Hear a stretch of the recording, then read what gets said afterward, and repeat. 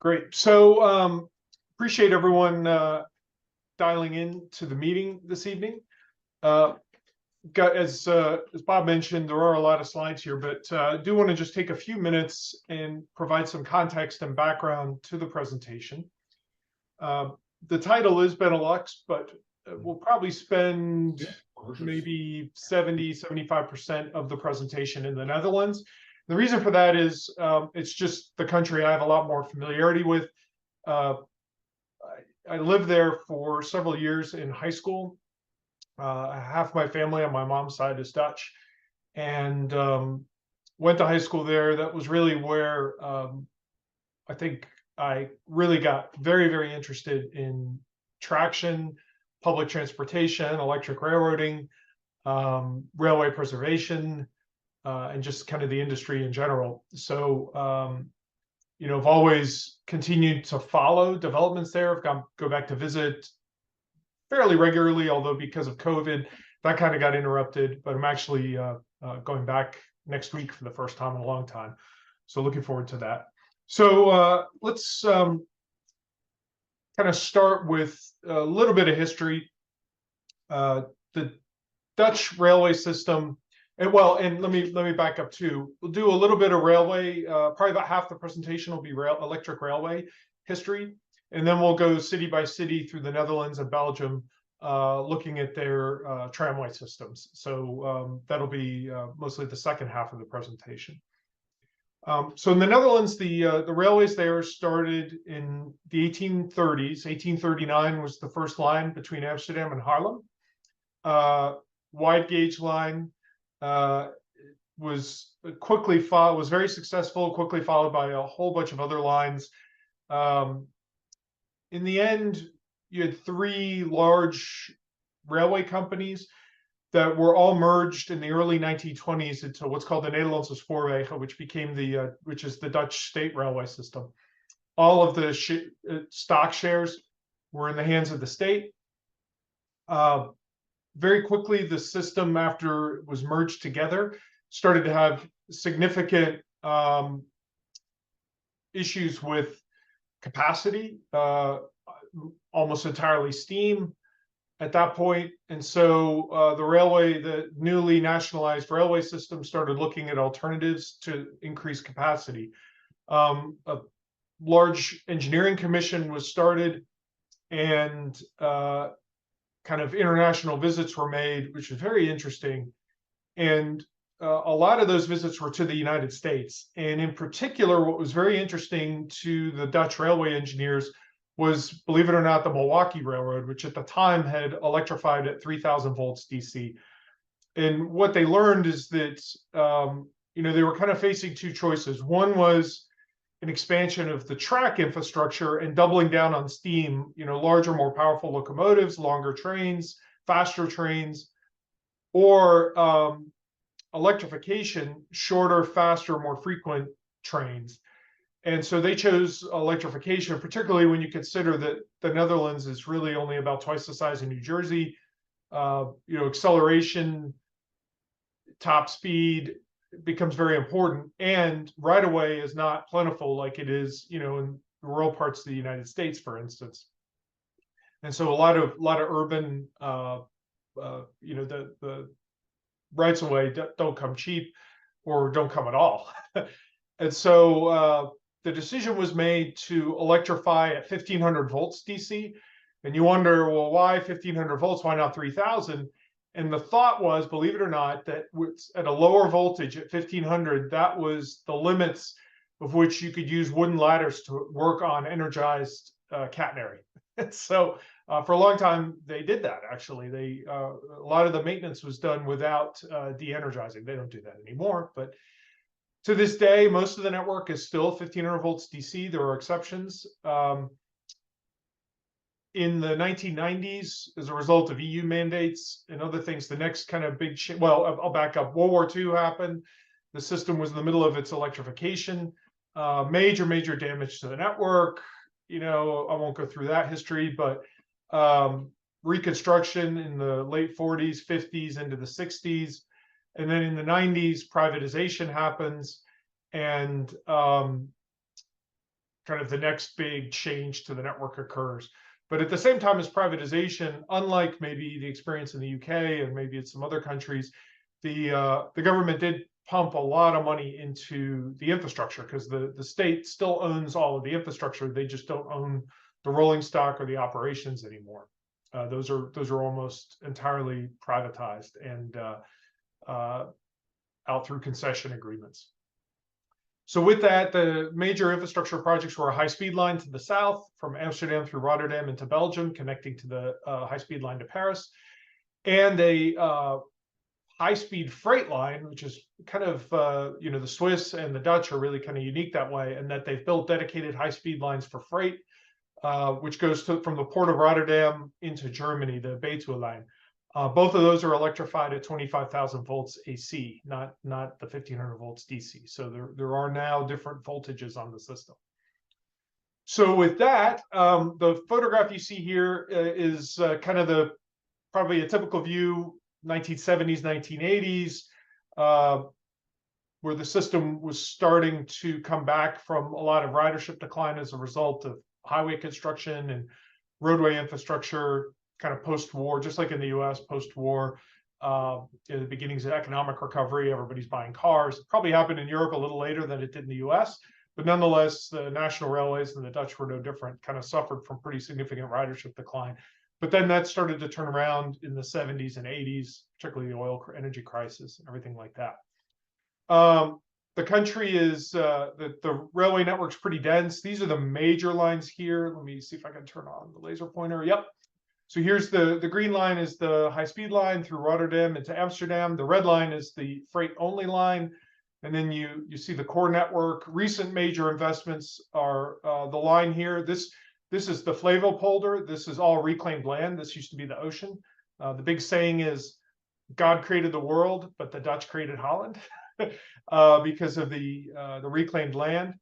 This is the Hanse line, which was a connection across the top so that trains from the urban core, which is the Randstad, the four major cities here, to get to the north, could now kind of make a bypass instead of having to go down and around just to save time.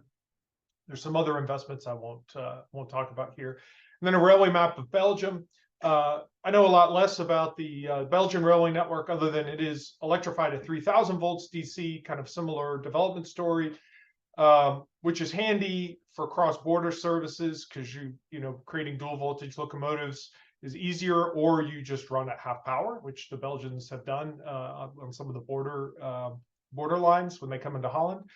Belgium is also noteworthy for the fact that I think it's probably the only country in the world that nationalized its interurban system in addition to its railways. And Belgium probably had one of the most dense interurban networks of any country in the world, and which lasted really into the 1980s, pieces of it anyway.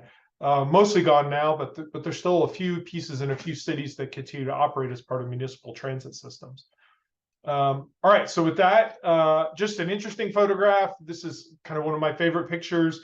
This is not in the Netherlands or Belgium. This is in Switzerland, but is a picture of one of the joint Dutch-Swiss Trans-Europe Express trains after a maintenance visit to the factory. The passenger cars were Swiss, the locomotive was Dutch, the power car. And in order to get into the factory, they had to cross one of the tramway lines in Zurich. And so you would get these really cool photographs. I didn't know where else to put this in the presentation, but you guys needed to see this. So there it is. All right, so let's start with the railways. I'm going to focus a lot on rolling stock just because that's interesting to me and I think to everyone here. The Dutch were pretty good at building MUs, both diesel and electric. Not so great at building locomotives. There were several manufacturers. The big one, the last one, was a company called Werkspoor, which finally went bankrupt right up in the late 70s, early 80s. It still exists today as a ship diesel engine manufacturer. But they tried their hand. This was their one attempt at a mainline passenger high-speed diesel locomotive. It was a disaster. Had a low-speed marine diesel engine that was just not suited for railway use. Other than switching engines, anything they built, both diesel and as you'll see, electric, were not not super successful.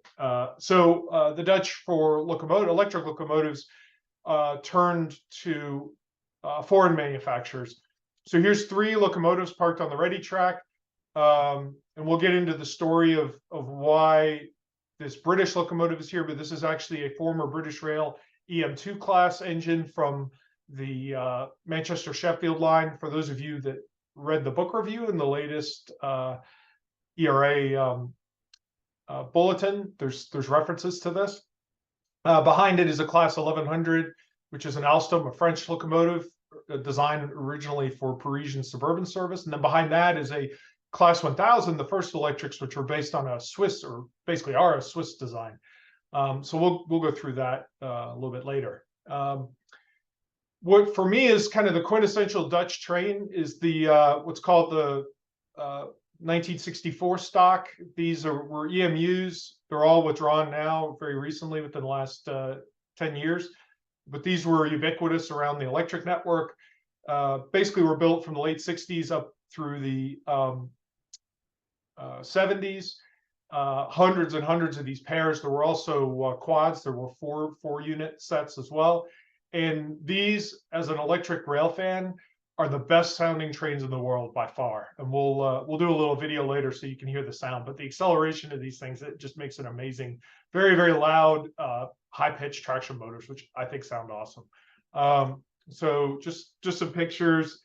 They were designed for very high-speed acceleration. Again, in the 70s, the whole service plan of the network was redesigned. And what's interesting is the Dutch railways were the first in the world to implement clock face headways and to implement, or schedules, and to implement cross-platform timed transfers across the network. And so their entire timetable was built up based on intermediate stations having cross-platform or adjacent transfers, so that you would see in the timetable, kind of similar to what the way the Long Island Railroad used to operate in Jamaica, except now at a national level with multiple stations and multiple locations on the route, where you would switch from local to express services, or switch, between lines, with sometimes 2-minute connections or things like that. And that was necessitated by the density of traffic on the line.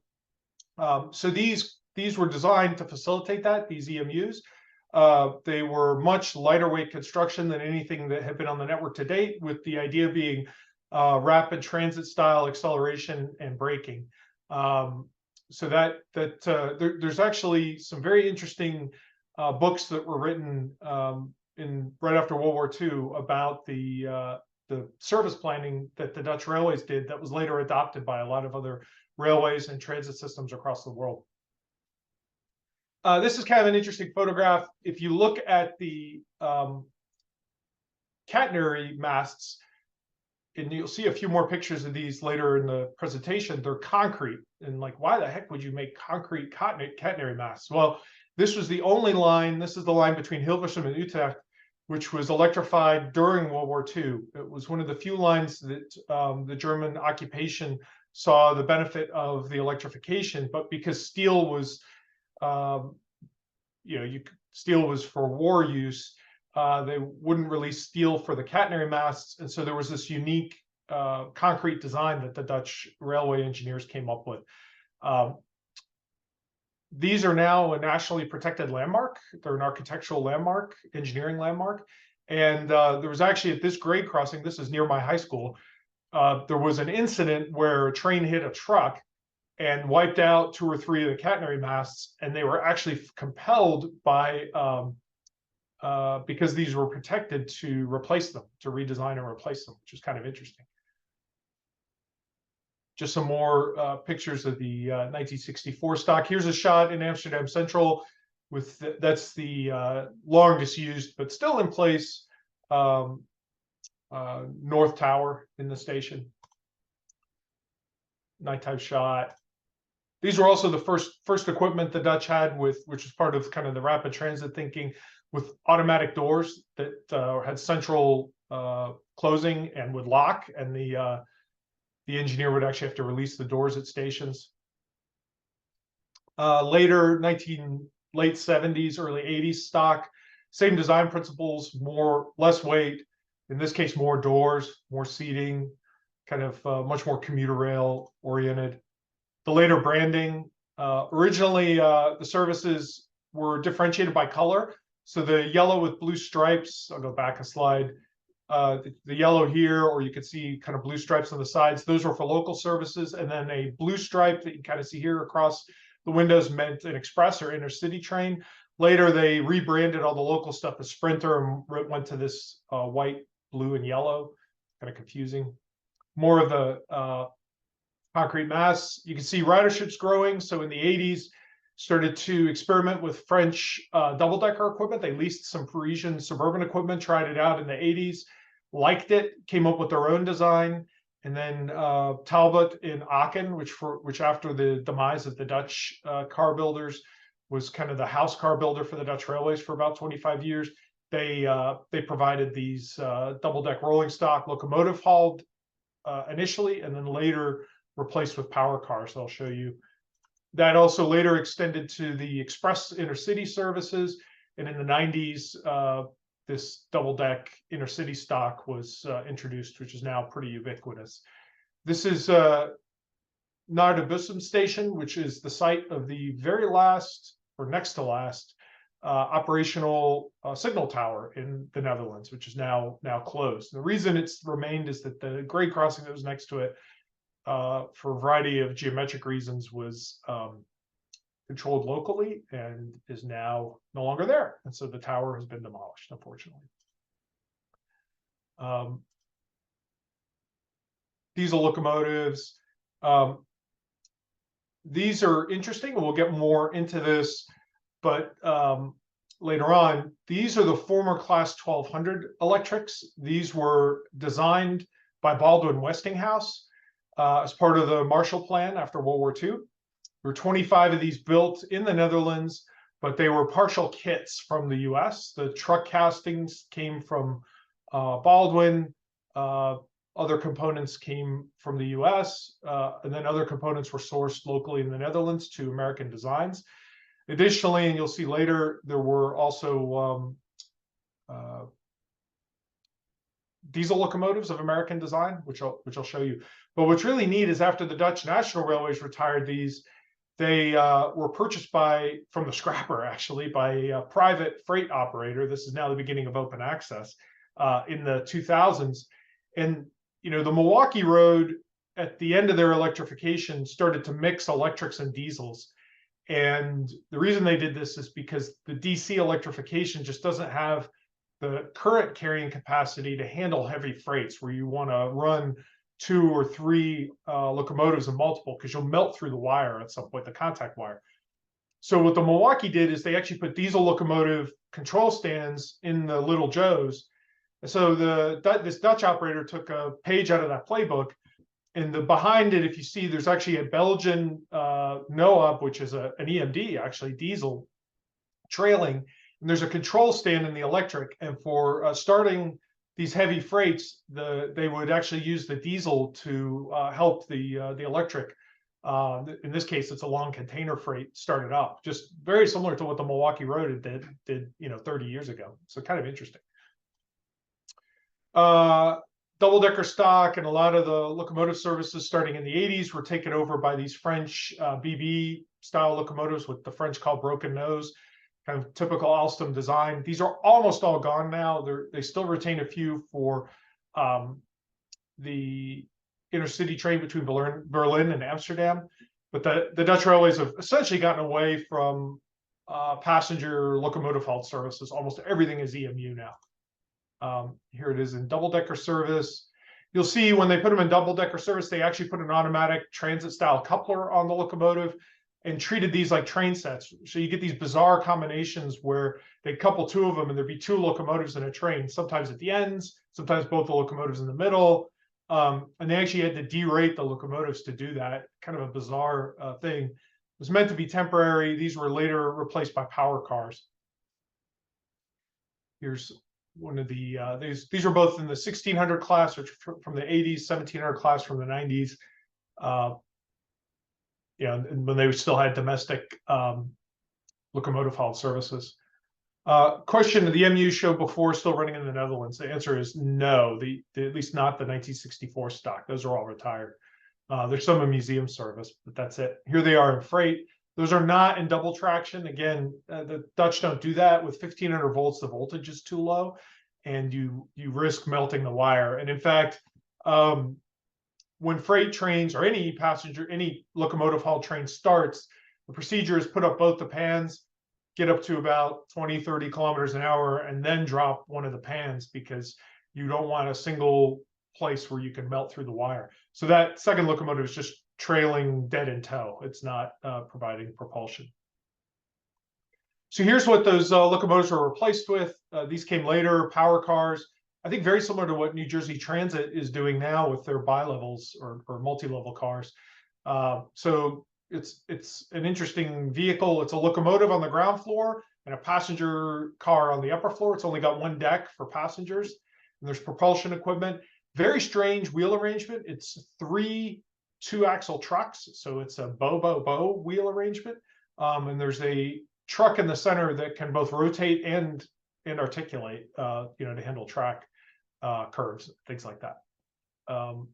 These are still in service, although they've been rebuilt into intercity stock. So all of these were without work, and many have been retired and many have been scrapped. Another view of one of the power cars, this time in Amsterdam. A little bit of views. Oh, it's a double of the, sorry about that. The other interesting rolling stock, these came in the 1990s. These are called the IC3 or IC4. Very kind of distinctive rolling stock. And the design concept was that you could make or break trains en route. On the longer distance services, there, at least in the timetables in the 80s and 90s, less so now, but they used to make and break trains en route in some of the key stations where there were diverging lines. And so you have services like the onboard catering cart, the conductor, other things, passengers that may be in the wrong car that want to move throughout the train. And so the idea was put the locomotive engineer up top and then have an automatic system where it connects to make the doors open, and a kind of a gangway deploys and automatically connects when you couple, and then the opposite, the reverse when you uncouple. Surprise, surprise, this system proved to be very maintenance intensive and unreliable when it got cold, when there was snow, when there was ice, when it got really hot and metal expanded. So when these units were all rebuilt in the early 2000s, that feature was removed. So they're still in service. They still look like this, other than the door's been plated over and all the equipment for making the connections has been removed. So that's what they look like now. You can see there's a plate in the front, and they're gone. I see Carl has a comment.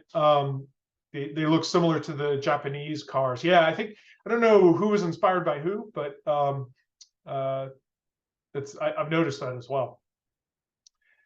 So now, what does the rolling stock look like now? There's several generations of these 100% or not, these kind of lower floor level boarding, local equipment. These are the first generation from Siemens. There's a version of this from Statler, version of this from CAF that kind of over the last 10 years went shopping to all the car builders. So this is what most of the trains look like now. And then you also will occasionally see high-speed services provided by Thales to Paris. There was a huge, I won't get into that story here, there really isn't time, but if you're interested, there was a huge fiasco with the high-speed services between Amsterdam and Brussels. Trains were purchased from Breda, which is now actually owned by Hitachi, but at the time was an independent Italian car builder who was a low bid. Trains didn't work out. They had some pretty significant failures in service, doors coming off, parts flying off. The Belgians revoked the operating certificates.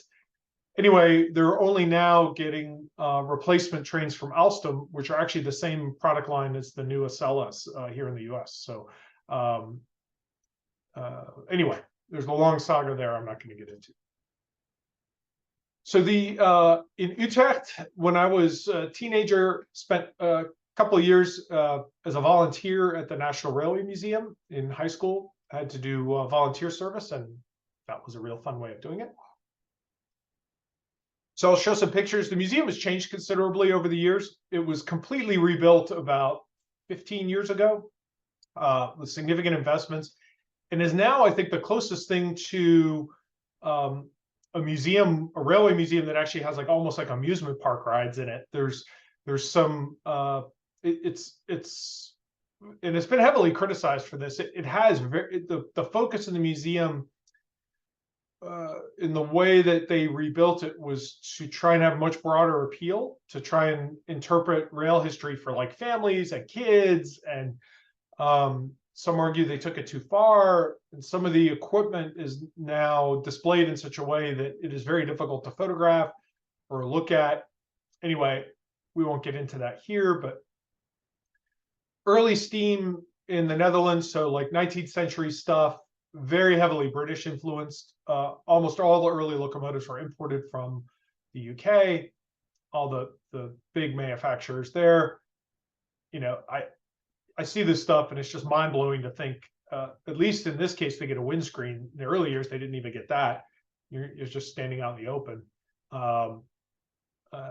Anyway, I don't think these went very fast, but it still gets cold out. As I was mentioning earlier, you know, a lot of this equipment now is up on these kind of strange stands or inside some of the quote unquote rides where they're, you know, you go through these different eras and there's interpretation. Anyway, kind of strange. Some of the early 20th century stuff. Here you can see this is an interesting locomotive, very English looking. This is a War Department engine, came through Normandy, landed after D-Day, briefly saw Dutch railway service. These were essentially almost disposable locomotives, very poor construction quality. They were not designed to last long.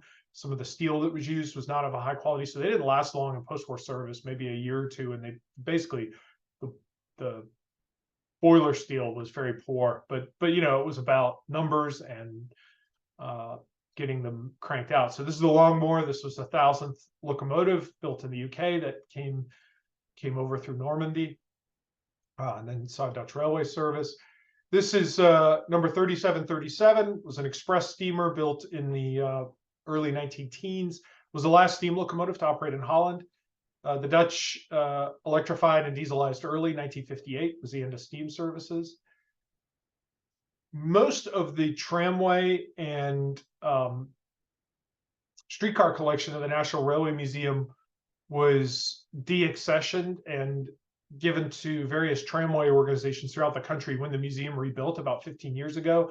They did keep one example tramway locomotive, very similar to like a steam dummy you might see here. So we'll go through the collection of electric locomotives. That's what's very interesting to me. This is the Class 1000. These were the first locomotives, the electric locomotives the Dutch had. Right after World War II, they experimented and borrowed a London and Northeastern Railway locomotive that was built for the Manchester-Sheffield line that the electrification in the UK wasn't ready yet, so they loaned it to the Dutch to gain experience running electric locomotives. They frankly would have been better off with those. Instead, because of wartime restrictions, actually during the war, the government in exile ordered these 10 locomotives from the Swiss. And then the decision was made to kind of change them from a mixed-use Swiss design. These are frame locomotives capable of about 100, 110 kilometers an hour to a multi-purpose locomotive that could also operate express trains up to 160 kilometers an hour. That ended up being a mistake. They re-geared them, and the Swiss accommodated the design, but as a frame locomotive with friction bearing, with plain bearings, that was not a good plan, and they turned out to be very unstable at higher speeds and were quickly relegated to freight service. There's a leading axle and a powered axle in a leading truck. Then there's two frame axles, and then a reverse, powered axle and unpowered axle on the back with different size wheels. There's also a very, very Swiss design where the locomotive suspension actually tilts the locomotive backwards to get better adhesion during acceleration. Very problematic if it's not maintained. And all the traction motors are inside the car body with geared designs that go down into the axles. So there's actually 2 traction motors per wheel, or per axle, I mean. Very, very maintenance intensive locomotives, but they did, because of traffic growth, these managed to survive into the 80s until the French Alstom unit showed up. So here's some pictures of them in service. You can see they actually made it into the era with the new modern Dutch Railways logo. So you'll see them mostly in freight service where they wouldn't exceed 80 kilometers an hour. They every hour and a half or 2 hours of service, there's a hand crank inside the engine compartment where the engineer was required to pour a little bit of oil on top of the unit and crank it 40 or 50 times. And it was an automatic lubricator to all of the traction motor and axle bearings. And if you didn't do that, you'd quickly overheat some bearing and strand the train.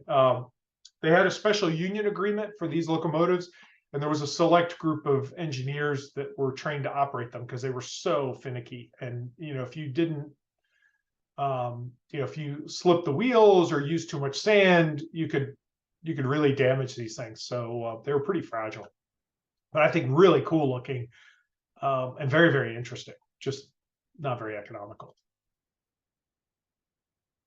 So here's a good shot that shows the wheel arrangement. You can see the smaller leading axles that are unpowered, and then the 4 powered axles with 8 traction motors. They're actually very powerful locomotives, just not very practical.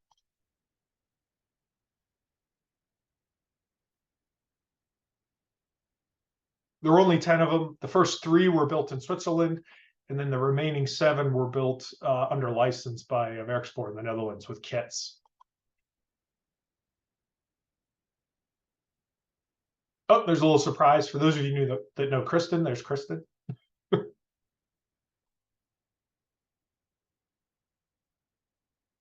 All right, the next class of locomotives the Dutch bought were the 1100 class. These are Alstom locomotives. They were designed for Parisian suburban service, and apparently there was a roundhouse that had a very short turntable outside of Paris, which necessitated a very short locomotive design, which made for, again, a very unstable locomotive at speed. The other problem these locomotives had, in the early years, I mean, now there have been a lot of grade crossing eliminations, but in the early years in particular, up through the 70s, the Dutch still had a lot of unprotected grade crossings, particularly in rural areas, and would frequently hit things. And if you look at this, basically the engineer's knees are up underneath the control stand right behind the steel. And so they had some pretty nasty incidents and actually killed some engineers, either in collisions with other trains or with grade crossing incidents. So they later in the 80s, before they were retired, they actually welded a steel crash nose onto all of these units, which actually made them even more unstable at high speeds. So you could hear these things coming because the draft gear was all attached to the frame. The car body was not structural. It just kind of rested on the frame. And then the 2 trucks were connected through a kingpin. It's like a solid frame. And the car body would just bounce on the frames above about 60 kilometers an hour. So they would just bang down the track. So they were not very powerful. And then also, just like the 1000 class, it was preferred to put them on either passenger trains that didn't have to go very fast, or like long distance trains, international trains, I mean, or freight. The next locomotive, which I think we talked about a little bit earlier, which is, I think, a little more interesting, are the 1200 class. There were only 25 of these built. I think the Dutch Railways probably wish they could have ordered more. These were Marshall Plan locomotives, followed in Westinghouse design. A lot of people claim that the car body design at least was based somewhat on the EP5 at the New Haven. Can maybe see that a little bit, at least in terms of the 6-axle trucks. This is in the Railway Museum now. There's still several of these that are operational.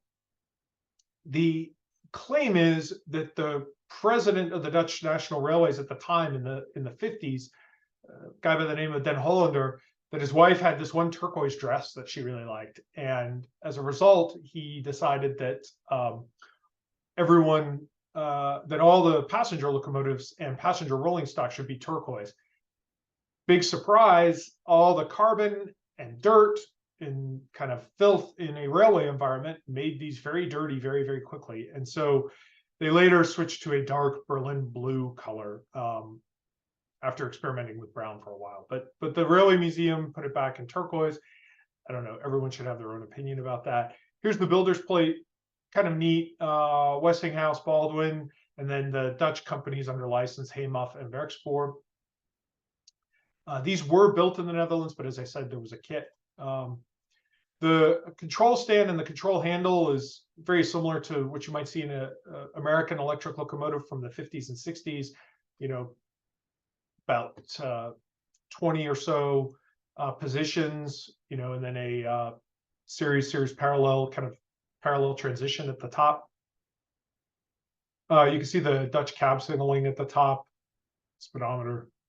But the crews love these things because the good American design, lots of very thick steel between you and whatever you're hitting, and you have this nice nose in front of you, and you can see everything because you're up way high. You're at the top there. So these were really, the crews really liked these. They were heavy locomotives, so they rode really well. You know, 3-axle trucks. And then that's the display in the Dutch Railway Museum talking about the Marshall Plan. Kind of neat. You know, you got the Dutch and American flags there.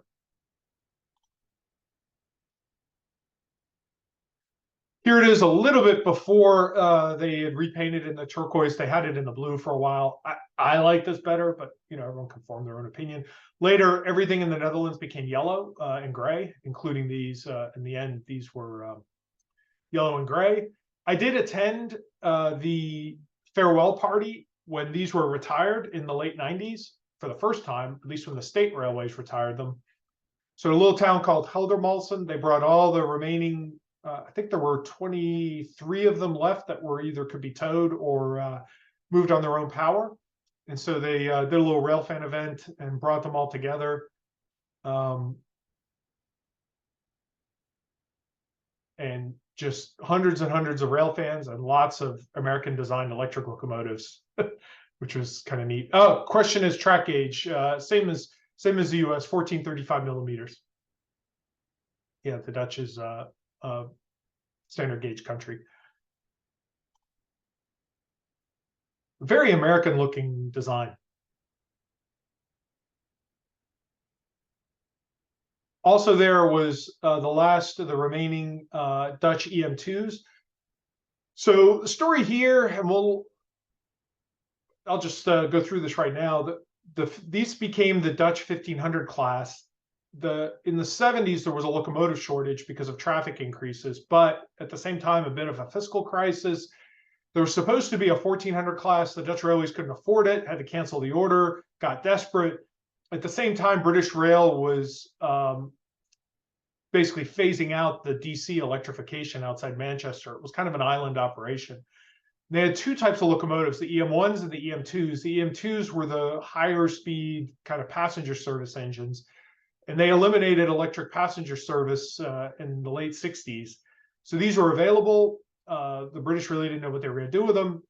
The Dutch bought them for a song, rehabbed them, and yeah, I see the comment. It was abandoned in 1980 for freight, but the passenger service was de-electrified in 1960s. Oh, question: the Dutch do use air brakes, not vacuum brakes. So these locomotives were converted to air brakes as part of the rebuilding by the Dutch. 1501 is still operable. Well, up until recently, is now part of the Dutch National Railway Museum collection. And for a few years in the 90s, they painted it black back into British Rail black, kind of as a tribute. So it was there as part of the celebration. The next class, I don't have a lot of pictures of these, but these are the 1300 class, back to the French Alstom design, kind of like the CC 7700 that the French had. The French version of this actually set the world speed record in the 1950s for rail. The Dutch version was not geared that fast. These were pretty successful. There were not a lot of these. Again, heavy passenger locomotive for high-speed, large express train service and freight train service. These were successful and ran until the late 90s. There's a few in preservation, including one or two that's still operable. After the war, the Dutch had to purchase EMUs. These were the post-war EMUs, class 1946. This is what the earlier EMUs replaced. This is in the museum. These are very light construction. Again, rapid assembly after the war, quick. We're desperate.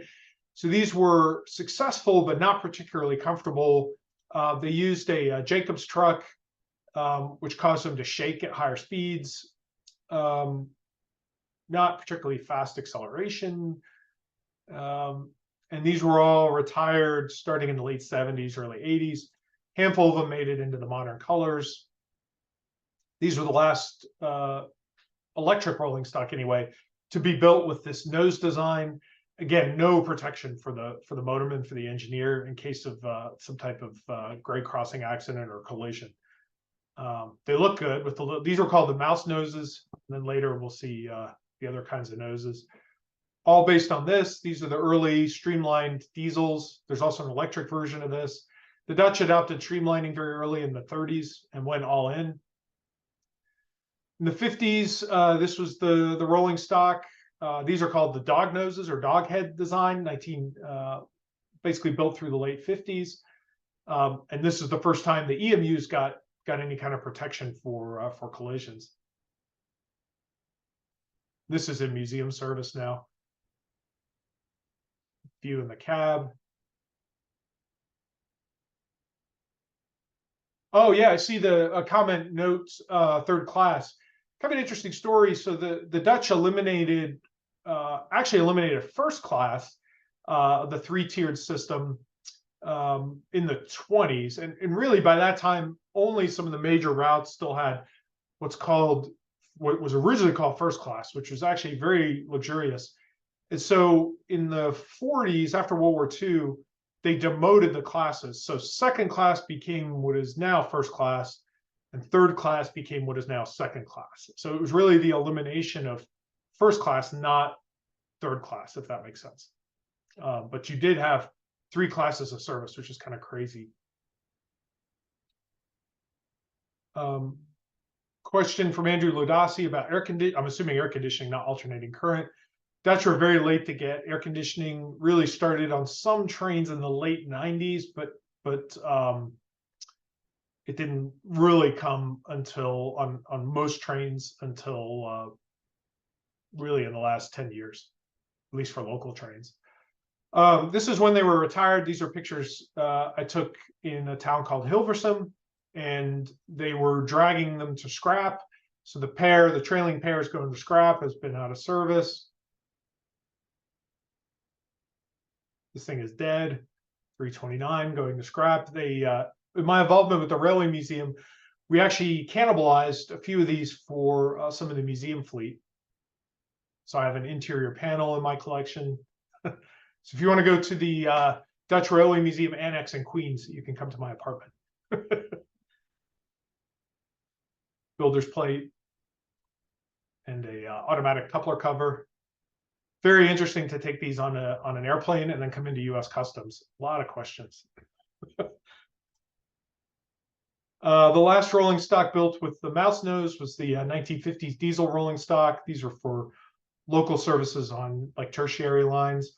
But the really interesting thing about this is there was one car out of the order that was built without a coupler, and the engineer's compartment was moved to the roof. You can see here there's two kind of pod-shaped capsules up there. And the reason for that is this is the board of directors car that was built in the mid-50s. It was called the VIP car, a VIP car, and was available both for inspection trips by executive management, board of directors, government folks, and actually in later years, you could rent this thing and charter it. And you can actually do that again now because it's now part of the Railway Museum collection and it's been restored to operation. So this is what it looked like in the 80s and 90s and kind of the Dutch yellow paint scheme. This is after it had been retired It sat for a while and then now is in service for charters through the Railway Museum. Back to the 1964 rolling stock. Now there's a pair in the Railway Museum collection. This is the equipment I rode as a teenager, so it's kind of crazy to think it's all retired now, but it is. Question is it a DMU? Yes, it's all. Those were all diesel electrics.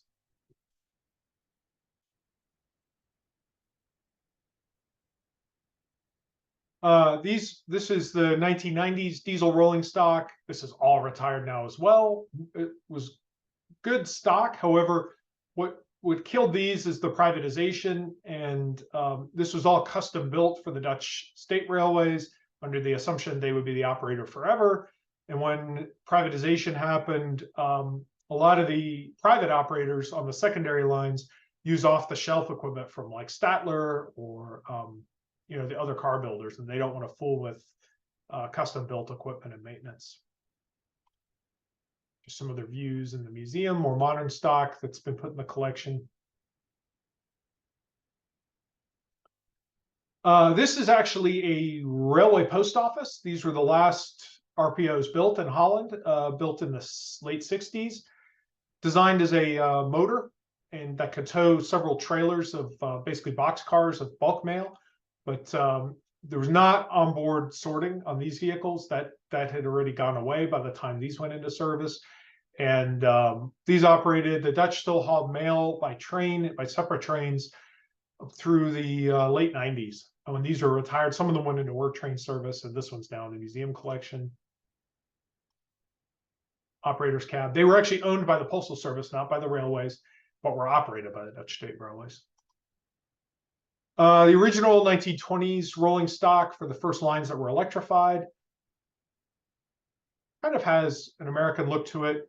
There were this is a trailer with a pass-through nose. There were motor trailers, motor lead cars, all different types. And there's a pair in the museum that's operable. But also a couple of these are various enthusiast groups have saved a few either as trailers for hauled coach stock, or there's actually even an operable electric set in other kind of, let's call it private privatization. Signal box at the museum, just some other views.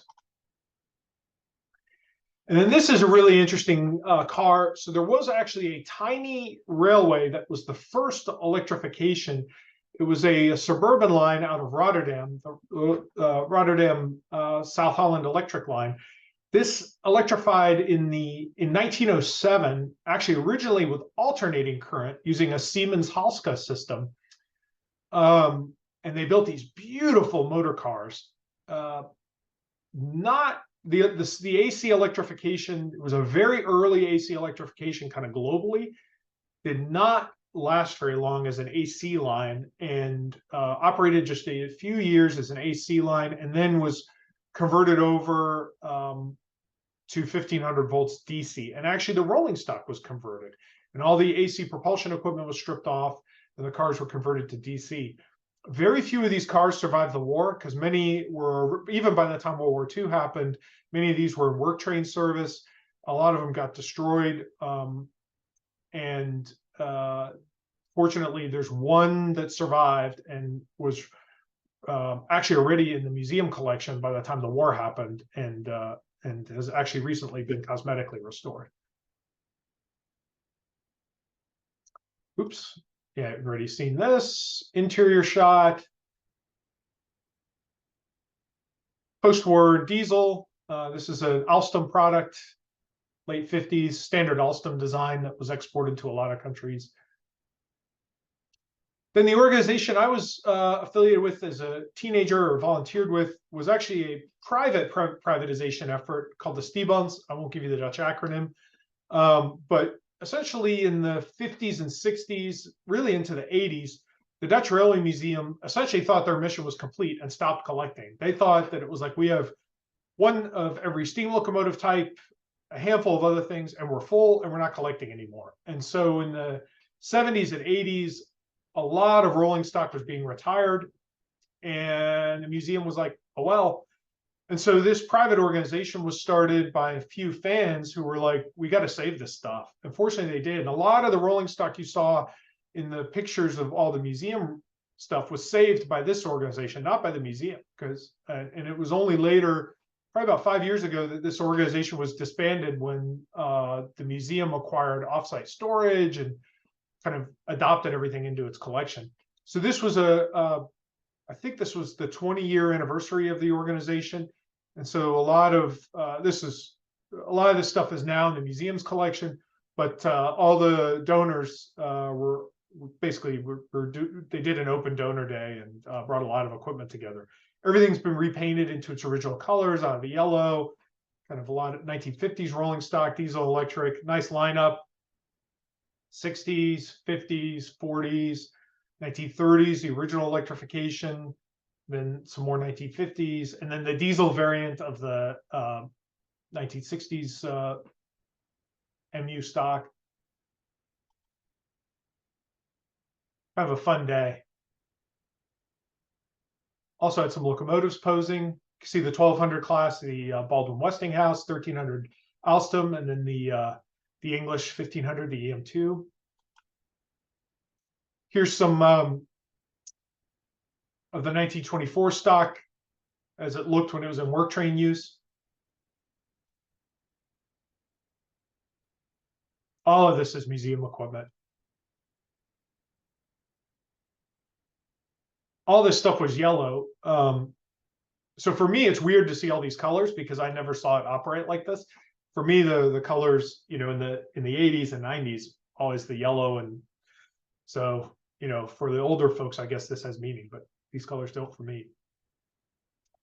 This is the 1936 stock. This was for the major electrification right before World War II of what was called the middennet, or the center. This was between a lot of the core urban cities in the Netherlands, the first streamlined electrics. And there was only one pair saved, barely, by the skin of its teeth, and basically was completely disassembled and gutted and stored outdoors for many years, and has just gone through a top to bottom restoration.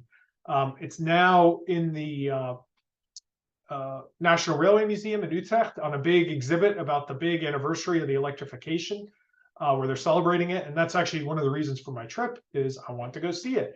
So I spent many weekends as a teenager climbing underneath the 1954 stock that was being retired and stripping out like resistor grids, controllers, other parts that were compatible with this. And as the low person on the totem pole as a teenager, you get sent under there and just come out covered head to toe in brake dust and carbon, everything. But as a teenager, this is like super exciting. So those are kind of have like a lot of memories of doing that stuff. So I want to go see the result of my tiny contribution to that restoration effort.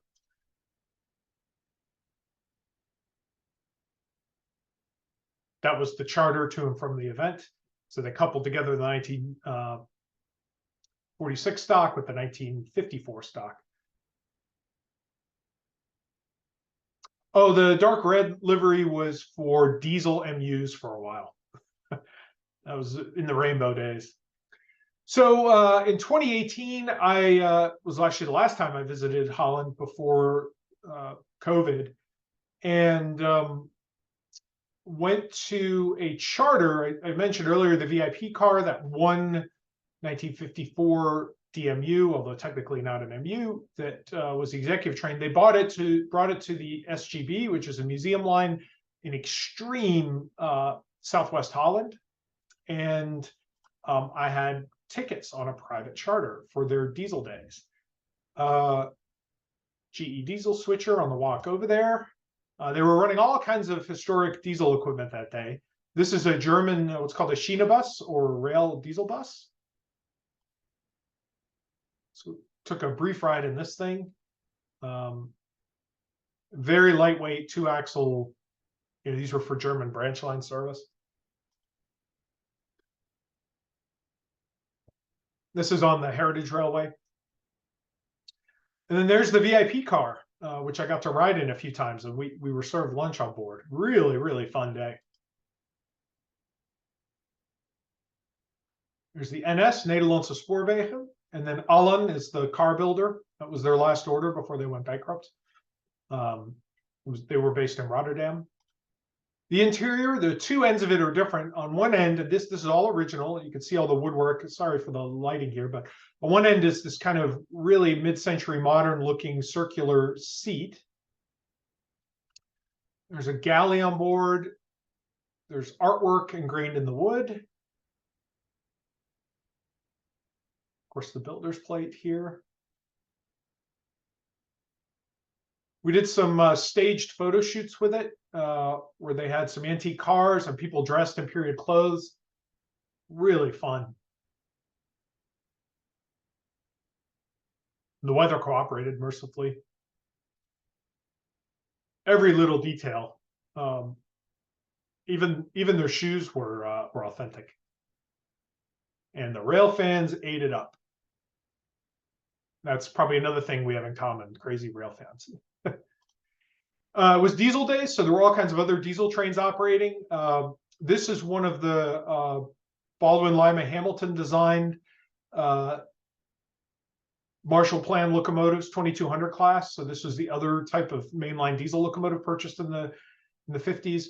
The Dutch there was a lot of American influence, especially even before World War II with the electrification, but especially after.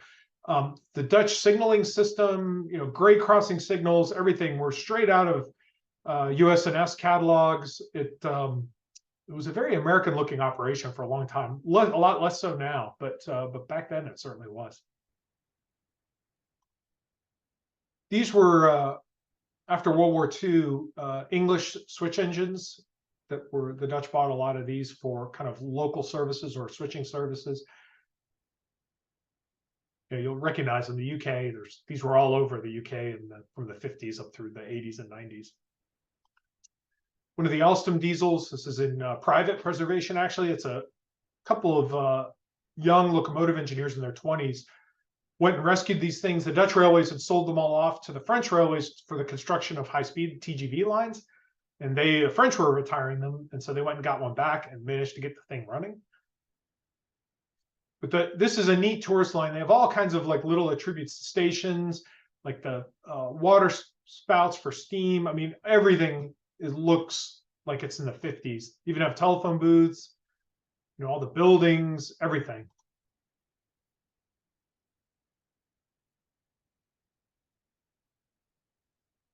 Here's our train at one of the intermediate stops.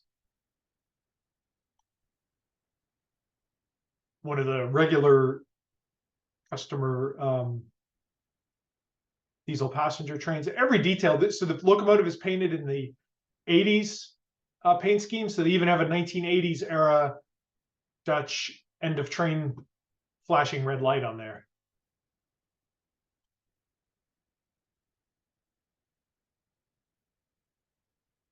There's the American diesel. There's the cab of the VIP car up in they call it the cockpit when you're up in one of those modules.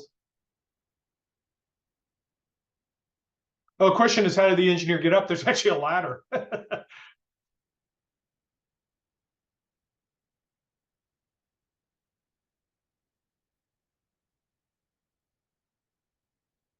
There's the American GE diesel.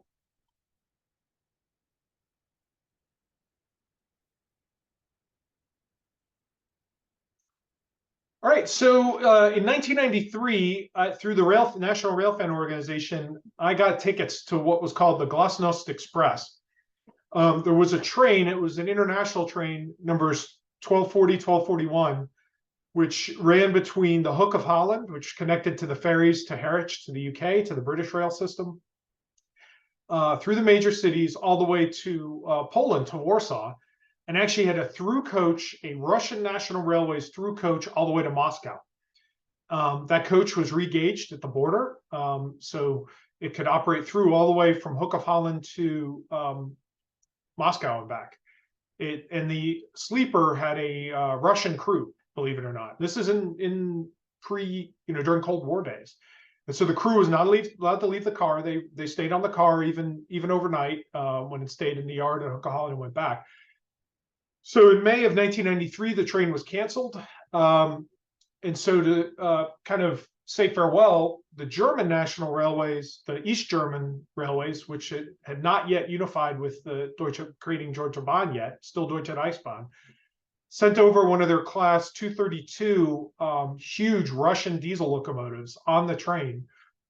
It arrived early in the morning on train 1240, and then during the day, the Dutch rail fans took a Dutch train, toured around the whole country, gave it back in the evening for it to take the last international train back. Then, so we did that, and we had a lot of fun. This is it. This was towards the end of the day. The significance of this photograph is this is Rotterdam. This is question is, did I visit Moscow? No, I did not cross the border on this train. This is in Rotterdam. This was what was called the Luchtspoor, the air tracks. Rotterdam as a city was leveled in World War II. It was bombed during the German invasion, compelling the Dutch to capitulate. But for somehow the aerial railway through the city survived, mercifully. So it was finally demolished in the 1990s and replaced by a tunnel. So this was in the last few weeks of its existence, and so we took the train over it. So this is the only time an East German Russian-built diesel went over the air tracks in Rotterdam, because not long after this picture, the station was demolished and the tracks were taken down. Here's the kind of wreath for the last movement. And then this is it leaving Utrecht. This is after I got off the train, but that's the Russian sleeping car. There's some East German and Polish equipment in the train too. And we actually, somewhere I have pictures I need to dig out, but we actually went and bought flowers and gave it to the Russian car attendant. He had the big Soviet railways with the red star, the hat, and the uniform. It was pretty cool. Unfortunately, I don't have pictures, but as a high schooler, I was in a high school in an international school in suburban Amsterdam, and I have clear memories in the late 90s, 91, 92. We would go into Amsterdam, into the city, usually on Friday night. I had one friend of mine. He was actually Australian, half Dutch, and he lived in Amsterdam, and we would go stay with him Friday nights sometimes. And we would wait in the town we were in Hilversum for the international train from Berlin, which at this time was still East German rolling stock, Deutsche Reichsbahn, and had a Mitropa dining car. And for crazy low amounts of money, we're high school students, we don't have any money, we could quickly eat in the East German dining car, because it was crewed by the East Germans who wanted the Dutch currency. So we would eat like kings on this like short little 30-minute trip into Amsterdam. You have to order and wolf down a meal, and the crew is in, a tuxedo, with the bow tie, has the cloth, and is feeding us like this spectacular meal for the equivalent of very little money. That did not last. But for a while, we had it pretty good on Friday nights when we would do that. Another trip I went on, the Dutch Highlander, was a trip with the EM2 group. Just kind of toured around the country and took a bunch of cool pictures. Here it is with American diesels, American Electric, and the Sprinter rolling stock from the 70s. We actually, there's so many pictures I could share, but we actually got a sneak preview of the tunnel under Rotterdam in this trip. We were the first passenger train with passengers to go through. It was a lot of fun. It was very dark, so photography was difficult. Just a great picture of Dutch rail fans. We were saying farewell to leased Belgian rolling stock, which was very uncomfortable, but had been leased due to car shortages. All right, so that concludes the railway part. Let's see, we're pushing 9 o'clock, so I'm going to speed it on up here. We're going to go city by city and look at urban transit and tramway networks now. Start with Amsterdam. There's no train here, but there's a windmill. Got to have a windmill and a presentation about Holland. However, if you are ever in Amsterdam, take tram 7 and get off here. This is the only brewery in the world that I'm aware of that's in a windmill. There's a microbrewery in there. It's called Brouwerij Het Ei. Really good beer. and it's in a windmill, and it's super cool. And you can sit outside and you can watch trams go by. So a good spot to sit. These are some pictures probably from probably over 20 years ago now, or probably right at about 20 years ago, when the rolling stock was transitioning. The Amsterdam system ordered a ton of Cambinos from Siemens to replace all their 1960s and 1970s rolling stock. This is probably the Werkspoor Dutch version, kind of a PCC. There's a lot of PCC-esque technology in it. They were unique to Amsterdam, built by several Dutch car builders. Many of them were lengthened from single to double articulated.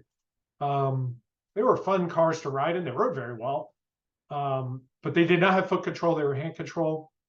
Question is, are those yellow trams still running? No, they were all retired over the last over 20, 15, 20 years ago.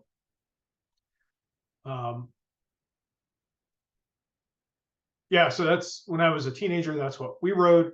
Interesting thing about these is they were built as one-man cars and converted to two-man cars.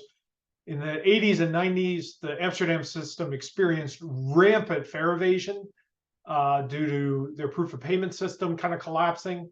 And so they reintroduced conductors and built booths in the back of these cars, and they became rear entry. It was a horrible modification, greatly slowed the boarding. The Amsterdam system even today has a very clunky fare collection system. I kind of have firsthand experience with it. I'm not going to get into details about that, but that's a whole conversation.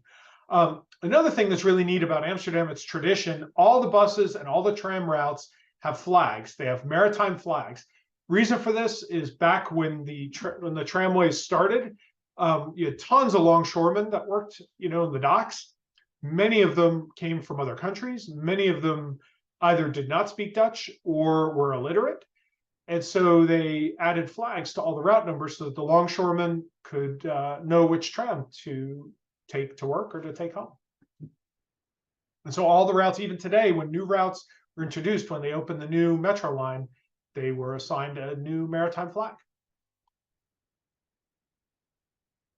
This is the 1970s rolling stock. These were air electrics. They went back to air electrics from LHB, Linke Hofmann Busch. These are the first cars that were ordered from overseas in a long time.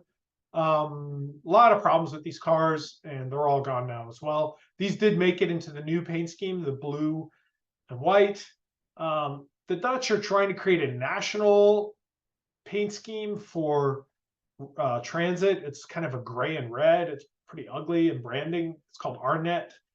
I don't know. It's weird. Not all the transit agencies are cooperating. Anyway, but this is their house scheme, is this new blue and white. They also operate ferries in a handful of locations. The next cars that came in the early 90s were what were called the bathtubs. These were Belgian cars from BN, had a low floor center module. So that's why they were called bathtubs. At the same time, these cars were ordered for the new Route 51 that opened in the early 90s. This is a really interesting route. It was partially metro, partially streetcar. So this used the metro to get into downtown. You can see the narrow car body, and there's flip out gap fillers when it operates on metro. But then it would come off the metro and operate on the light rail network. So the Route 51 would go to Amstelveen, would operate quickly in the city on the metro underground, and then pop out. But there was also a local variant using the bathtub cars. So you can see the dual height platforms. And Route 5, these use double-ended, double-sided cars, and would operate on city streets and connect the city center neighborhoods to Amstelveen. It would mix in with the metro cars on Route 51. Unfortunately, this very unique service was recently discontinued because of the expansion of the metro system. There wasn't really capacity to operate the Line 51 cars all the way downtown anymore. There's the new Cambinos. Very clunky boarding. You either have to board at the front with a pass, or if you have to pay cash, you board at the back or to see the conductor in the booth. Central Station, iconic center of the city. It's on a man-made island. This is right before construction started on the new metro line. The construction took years longer than planned. was the first metro in the world built below sea level, through mud, basically bored through mud. Question is, trams still have conductors? Yes, many of the lines, not still, reinstated conductors in the late 90s, early 2000s for fare evasion reasons. So they actually had to, this is a man-made island. The building sits on several thousand wooden pilings when it was built in the 1880s. And they actually had to remove them one by one and build a concrete box in the mud underneath and bring the metro under the station. So there's actually a metro line that crosses underneath the station now. Pretty significant construction. Those are the dual mode cars. CAF later delivered a more modern variant. So these also have pantographs for operating on the interurban. These CAF cars are being retired now. This is the new metro. So this is underneath Central Station. This opened a few years ago. It's beautiful. It goes right through the city center. Major archaeological finds when they built this. Huge engineering challenges.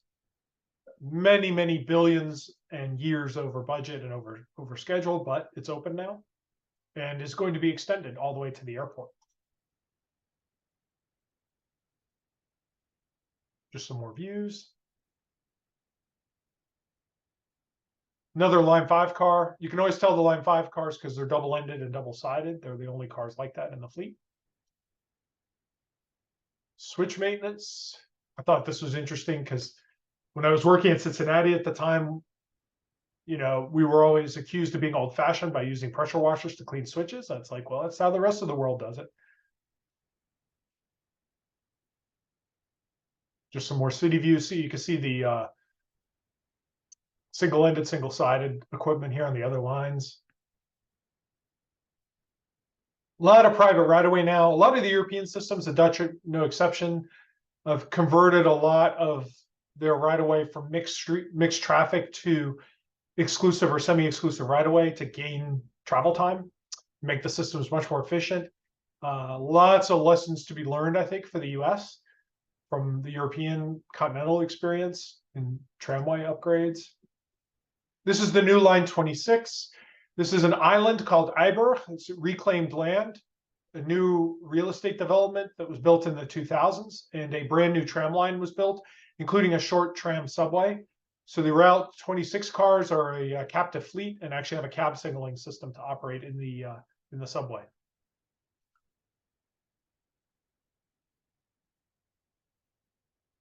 Some more city views. I got the conductor to deploy the wheelchair ramp. Pretty crude, but effective, just to see it on a Cabino car. They also do a limited amount of full ad wraps. I hate this stuff, but I guess it makes money. The other thing that's really neat is they rebuild track under traffic. And one of the features you see is they put these little, almost like parking lot gates at the end to keep road traffic from driving into the construction zone. And at first I was like, man, there must be some kind of train to wayside communication or a garage door opener or something. Turns out, no, they're just designed for the tram to ram the gate, and the gate just slams open and bounces down the side of the tram. So pretty foolproof. Some more city views. Here's the metro on the surface section. Those are Alstom open gangway cars, beautiful equipment. There it is on the surface on the older network. Sorry, kind of bouncing around here, but end of line loop. The Cabino logo. If you go now, there's they're taking delivery of a large order of CAF vehicles that are finishing off the last of the BN cars. So CAF Urbos cars.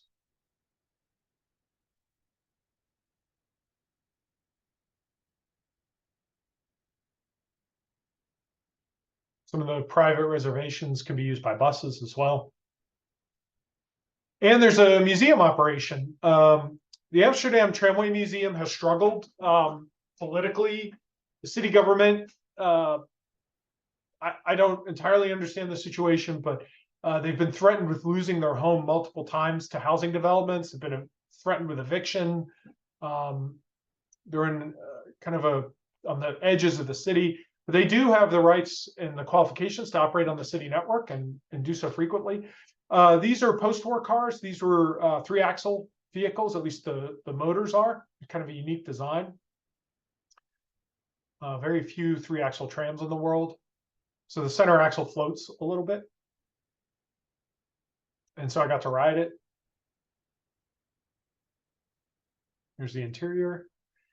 And then disaster struck. There was what I call a tram jam because of a disabled tram up ahead. So we got to stand around for a while. And everyone started walking. But let me take some pictures in the street. Later, we encountered a London taxi cab randomly in Amsterdam city service.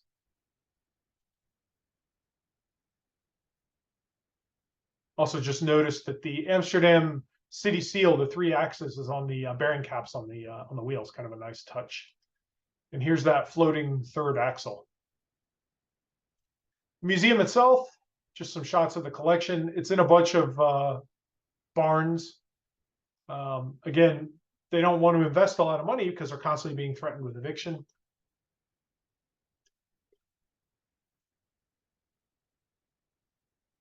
But they do get public rides. They have a former railway line that they can operate on. You can see here.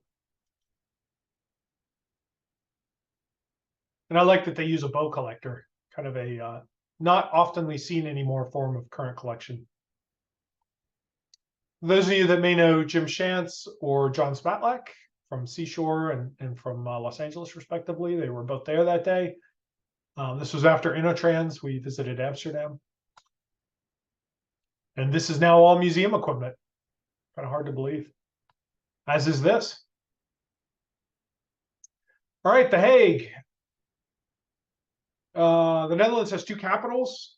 Amsterdam is the official capital, and The Hague is the seat of government. Kind of a strange arrangement, but unlike Amsterdam, so if Amsterdam streetcar system buys from one car builder, Rotterdam and The Hague always do the opposite.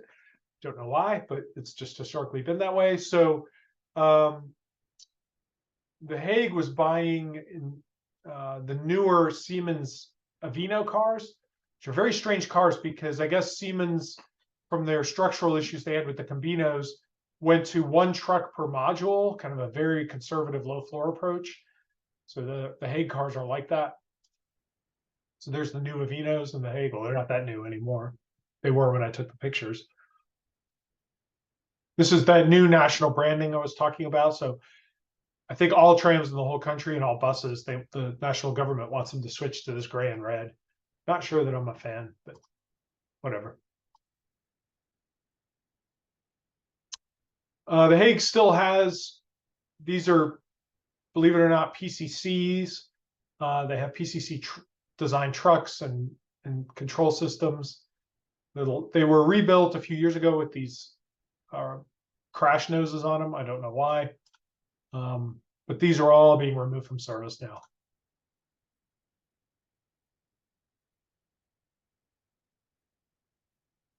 And then the big investments in transit in Rotterdam and The Hague are in a program called Randstadrail. And Randstad is the name for the kind of urbanized area, the 4 core cities in Holland. And Randstadrail is converting railway lines, suburban railway lines, into either metro or tram train operation. And so they built these are Alstom Citadis vehicles that can operate both on high speed on the railways as well as on the city network in both in The Hague. So here they are in city streets, but then they operate outside the city. You have 1-seat rides onto the railways. Here you can see it operating on one of the suburban railways. And then similarly, the Rotterdam metro system, they've put pantographs on some of the metro cars, and they can operate on the railways as well. And so there's actually a Rotterdam metro line that goes into The Hague, all as part of this Randstadrail program. Very interesting what they're doing in terms of kind of crossover between modes. You know, again, it's something I think that in North America we can learn a lot from. Just some views of The Hague. Line 1, which is their closest thing to an interurban line, goes all the way out to Delft, where the technical university is. The central station has a lot of elevated and subway lines for a lot of the city lines. This is the name of this neighborhood, is the word that's used to test someone if they're actually Dutch. This is Scheveningen, which is the coast, the beach. So that's where Holland ends, but you can take the tram there. There's a nice pier, lots of waves, birds, sand. Sometimes there's sun. There's the Kurhaus, famous building. And then, yeah, it's the Hague is a really pretty city. Very photogenic, very green.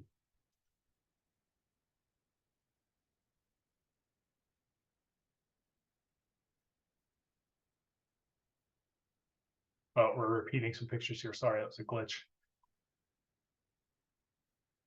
There is a tramway museum, Het Haagse Openbaar Vervoer Museum. Has a very nice collection of historic trams, both city cars and interurbans. And The Hague was a major operator of PCCs. The museum still has some that they operate on the city network that can be chartered. As Mr. Glicken stated earlier, all of these charters are in the itinerary for the ERA visit, with some surprises baked in. The Hague was also the only city to operate motor trailer PCCs. Again, maybe some surprises on the ERA tour. Some interurban cars in the collection. There's a Hague PCC and the paint scheme they were retired in. Again, I'm going kind of quickly here because of time. The Hague also operates a dinner tram like other cities do. I think this was started in Melbourne, Australia, and then spread to a bunch of other cities across the world. Really neat.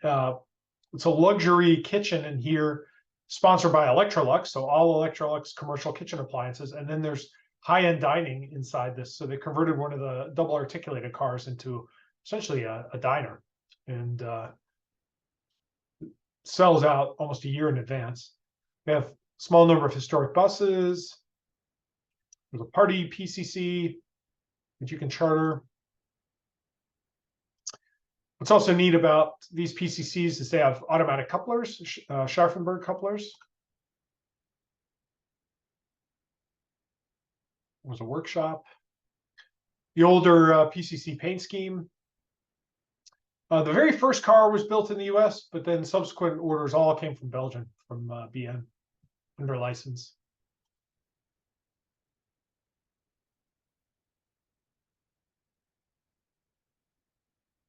All right, Rotterdam. As I mentioned earlier, Rotterdam is unlike any other city in the Benelux in the sense that it's a very new city, very modern city, because it's wartime legacy. They recently opened a brand new central train station, which is gorgeous. The architecture, very contemporary, but very stylish architecture, I think. It unfortunately replaced what was also a very nice mid-century modern station from the 50s, which basically was outgrown, was too small. So it had to be demolished and was replaced with this station. Most major Dutch train stations, or even minor Dutch train stations now, have bicycle parking garages. This is no exception. Underneath, there's a parking garage for bicycles where you can park, I forget the number, it's tens of thousands of bicycles can be parked there. Just some views of the trains. The platform's really neat architectural platform canopy. Just to be different, Rotterdam uses a fleet of Alstom Citadis cars that replaced basically all the previous classes of trams. Rotterdam as a streetcar city, as a tram city, is struggling. The system is in financial crisis right now. There's a significant metro network, and there are continued calls for either abandonment of lines, even in this latest stage, or curtailment of the network. Kind of interesting. These are some older pictures when the previous generation of rolling stock was still operated. All this equipment is now retired. This is on the Erasmusbrug, the Erasmus Bridge, which is built in the last 20 years. And this construction of this bridge allowed the tram network to expand or reconnect to the other side of the river, where it had been missing for many, many years.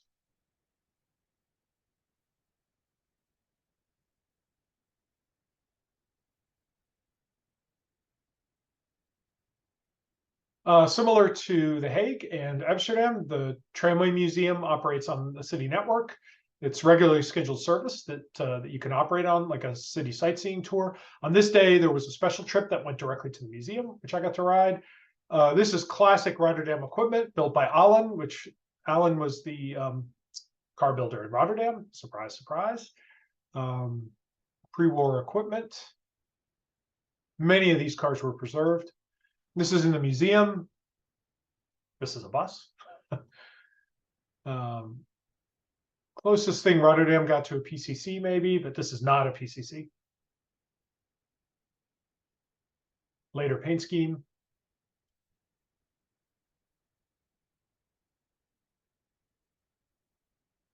Very nice museum. They've preserved essentially one type of every generation of rolling stock. There was a Dutch automobile manufacturer called DAF, DAF. They still kind of exist building trucks, but they built cars for a while and were famous for very early automatic transmissions. And this is a DAF as a tramway supervisor car.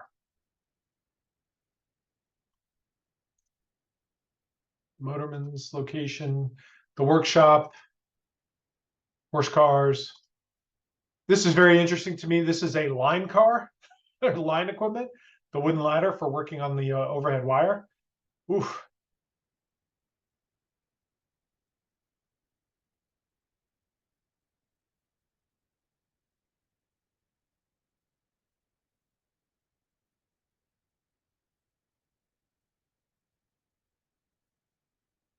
And then this is the outside of the museum. So when you ride the historic tram there, it drives you right into the museum.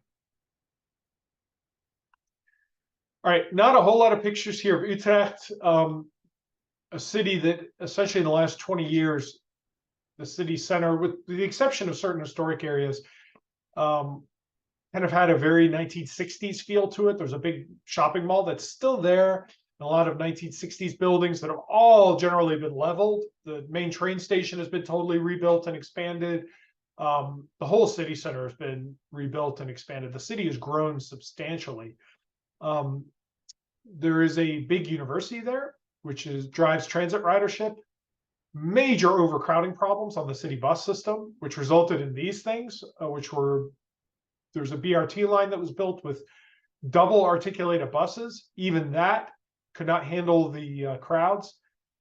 So a few years ago, they opened replaced it with a tram line where they run double coupled CAF 5-module trams to haul all the students and other commuters. And then existing light rail line that went out to some housing projects that were built in the 70s. All of this equipment now has been retired in the last couple of years and replaced with the CAF trams. And actually the higher platforms were replaced with low platforms. So it's now one unified system. So this equipment is gone. Again, in the interest of time, let's keep moving. Arnhem, these are not trams. These are not trains. I apologize. But for those of you who like trolley buses, the only remaining trolley bus system in the Netherlands still operates. We will go see this and ride this when we go on the trip. All of this equipment is all retired and all replaced now as well. And they have one of the original Berghoff under British license bodied coached trolley coaches there, and it's still operable for charters. All right, Benelux. So we're going to do touch Belgium. So go to Brussels and Antwerpen. This is the Tramway Museum in Brussels. Really, really nice museum. Again, they operate on the main system as well, and there's usually multiple pieces of equipment that you can ride when they're open. A lot of trams in Belgium, early equipment looks like this, almost like mainline railroad equipment they have. ashtrays and tables and really plush seat cushions, and really interesting. The other thing that was neat in Brussels is they had horse cars that could convert between rail and road.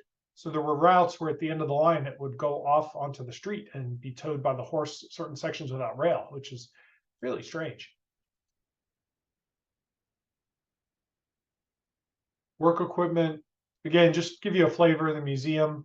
If I was going to show you everything, it would take too much time. Lots of PCC equipment, still PCCs operating in Brussels. So including actually all now remaining are articulated PCCs, definitely worth seeing. Lots of interesting equipment. Some of these trams were streamlined when they were rebuilt. Were not built as streamlined cars. They are not PCCs, but they look like them. But that happened later in their lives when they were rebuilt. You can see here the sign indicating to the passengers this is a one-man car, which was important for fare collection and where you boarded. Lots of generations of equipment. Dépannage means this is the work car, the rescue tram, for in case other trams broke down. Earlier generation PCCs that have been rebuilt. The Brussels system had its own version of 2 rooms and a bath, where it's an early pre-PCC double articulated car that's in the collection. Oops, there's a bus. Sorry. So here's the 2 rooms and a bath car, which is basically a module suspended between these 2 cars. Car that was out for a ride that day. All the museum crew all wear period uniforms. Really cool. And the museum is co-located with an active car barn. So half of the car barn is a museum, the other half is still active. So every now and then there's like pullouts and pull-ins happening. The other really interesting thing, well, there's many interesting things about the Brussels system, very large rail transit network, is what they call pre-metro or pre-metro approach to constructing their metro lines or subway lines. And basically what they did is they built them incrementally. And so as they could afford to construct tunnel sections, the local streetcar lines, they would build a portal and divert them all into the subway and operate it using trams until such time that there was enough tunnel, and then they would convert it over into a subway, into an actual metro. So this is a pre-metro, and you can see the tram has either come from the surface or will go to the surface or both. But the stations are built with a low-level platform on one end and a high-level platform on the other, which is for future metro service. So eventually, when this is converted, the platform will convert over into an entirely high-level platform. But in the meantime, it can be used by trams. Here's a current double articulated PCC. These are still in service. Single articulated PCC. And then lots of these Bombardier vehicles. The Bombardier still operates the BN plant in Belgium, so they're still kind of the home builder. Brussels is a very Art Nouveau city, so the trams, including the interiors, are all kind of Art Nouveau decorated. Really, really pretty. The other feature I really like in Brussels, which I've never seen any other system do, but their destination signs are tied to their scheduling system. So if you look, it says départ, basically it's warning you the tram is leaving the end of the line in 3 minutes. This one is leaving the end of the line in 6 minutes. So it's functioning as a countdown clock to advise people of when it's going to leave the end of the line, which I think is just such a neat feature. I don't know why more systems don't do that. Another double articulated tram. These are interesting. There are 2 trams in one. So there's a pantograph on the other end. So each of these operates as a separate tram that they're interconnected. Essentially, it's an MU built into the car.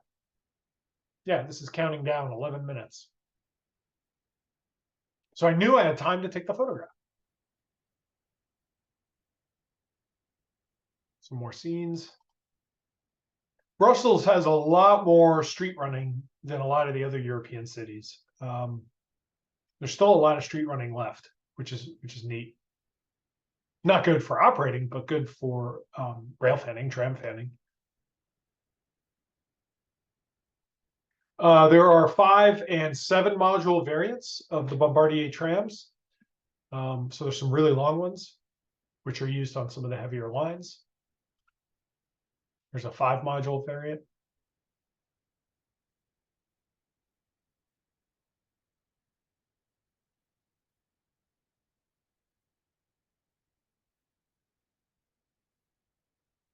Very photogenic city. I really like Brussels.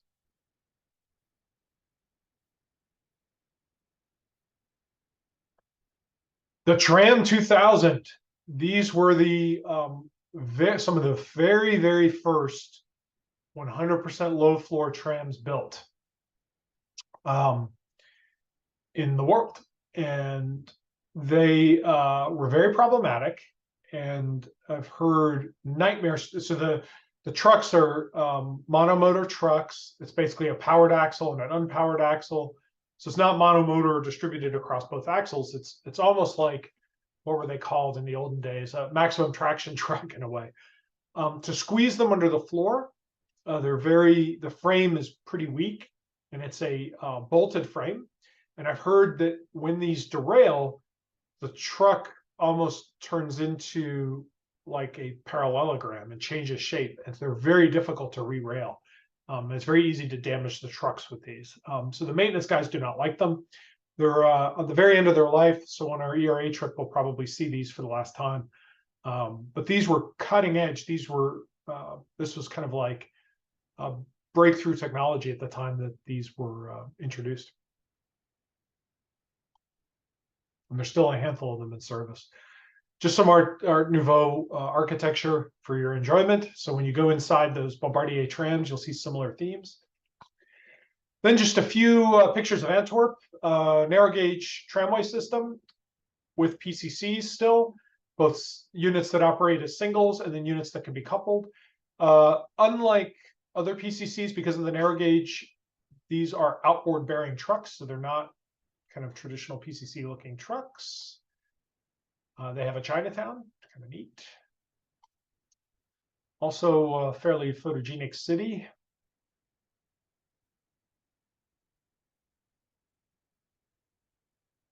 There's more modern equipment, more of this stuff is coming, fewer and fewer PCCs operating.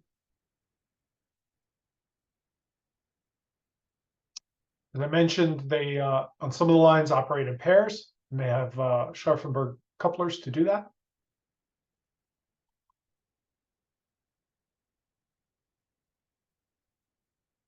Just saw some really neat track work being done. And the other neat thing about Antwerpen is they completely rebuilt their heavy railway network through the city, and the train station is a gorgeous restoration job. This station used to be a disaster. It was falling apart and has been beautifully restored, and used to be a terminal station and has been converted through with a subterranean tunnel into through running, eliminating a major operational headache, because through trains used to have to go in and back out. And they don't have to do that anymore. So all the trains now operate through. This is the Amsterdam-Brussels train going through. And just some more tramway photos. And there's the train station. All right, one final thing I want to share with you before we depart is just probably one of my more prized pieces of my collection. This is a book I acquired a few years ago. You can see the NS on it. This is Nederlandse Spoorwegen.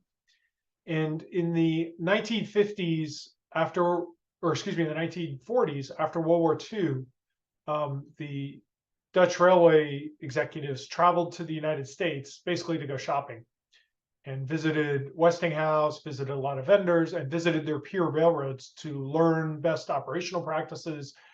The Dutch Railways president, traveled to the U.S. and seek assistance in the rebuilding of the railway network. They left behind commemorative books, and so this is a 1950 and this is a signature, the actual signature of the Dutch Railways president, F. den Hollander, of the Dutch Railways to the Pennsylvania Railroad Company as a thank you for their assistance and information from their tour. It's got the Dutch Royal Seal on it in the leather. And then it's basically a photo, but these are actual black and white photos that are glued into the book of all kinds of Dutch infrastructure, rolling stock, other things. There were versions of these that, as my understanding, were given to the different vendors as well. You know, when they visited the car builders, I'm sure like Baldwin, Westinghouse, Alco, you know, the different manufacturers, railroads, etc. And I've not seen a lot of these, but I have the one that was given to the Pennsylvania Railroad. And the story about how I got it is a whole other long story. So, Dutch end of train device, that's the end of the presentation. So I appreciate those of you that stuck with it through the end.